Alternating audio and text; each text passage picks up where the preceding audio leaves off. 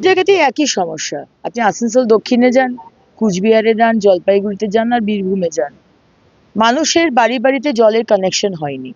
জল জীবন মিশনে কোটি কোটি টাকা মোদিজি পাঠিয়েছেন, অথচ এই মমতা ব্যানার্জির সরকার সেগুলোকে চুরি করেছে।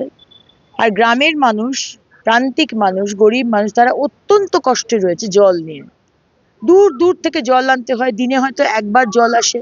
গ্রামের 70 জন বালতি নিয়ে দাঁড়িয়ে রয়েছে কখন তার বালতিটা ভর্তি হবে।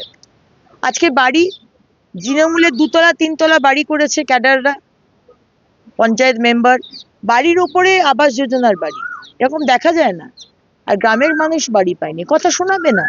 রাস্তা নেই, ঘাট নেই, নালি নেই, গ্রামের মধ্যে নালি হয়নি, কোনোদিন নালি পরিষ্কার হয় না। স্কুলগুলো বন্ধ হয়ে যাচ্ছে, স্কুলে এখন অর্ধেক ডিম দেয়, অর্ধেক ডিম। এরা আমাদের ভবিষ্যৎ। এই বাচ্চাগুলো এখন বারবার বয়স।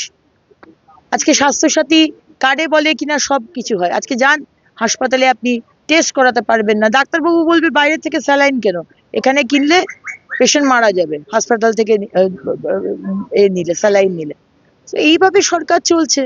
তাই গ্রামের মানুষ নতুন টিএমসির প্রার্থীকে বলছে, এটা তো অবাক কিছু নয়। দেখুন, মুখ্যমন্ত্রী বুঝে গেছেন যে তার পায়ের তলা থেকে মাটিটা একেবারেই সরে গেছে, কারণ উনি এখন ভবানীপুরে ডোর টু ডোর করছেন। আমরা কোনোদিন আজ অব্দি শুনিনি যে কোনো মুখ্যমন্ত্রীকে ডোর টু ডোর করতে হয়। উনি 1956 ভোটে নন্দীগ্রাম থেকে হেরেছেন। নন্দীগ্রাম, যেখান থেকে তৃণমূলের উত্থান শুরু হয়েছিল, নন্দীগ্রামের আন্দোলন, আজ সেখান থেকে ভয়ে উনি পালিয়ে এসেছেন। আজকে ভবানীপুর থেকে তাকে দাঁড়াতে হচ্ছে।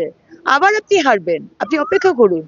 আমাদের বিরোধী দলনেতা শুভেন্দু অধিকারী মহাশয় চ্যালেঞ্জ দিয়েছেন, আপনিও তো চ্যালেঞ্জ ঢুকতে পারতেন যে আমি বাংলার যে কোনো জায়গায় দাঁড়াবো। আমরা মেটিয়াবুরুজ থেকে আমি দাঁড়াবো না, আমি পোর্ট থেকে দাঁড়াবো না, কিন্তু আমি যেখানে দাঁড়াবো আমি শুভেন্দু অধিকারী আপনাকে হারাবো, সেটা তো বলতে পারেননি। শুভেন্দু অধিকারী বলেছেন আপনি যেখানে দাঁড়াবেন, আপনি ভবানীপুরে দাঁড়িয়েছেন, আপনাকে হারানো হবে।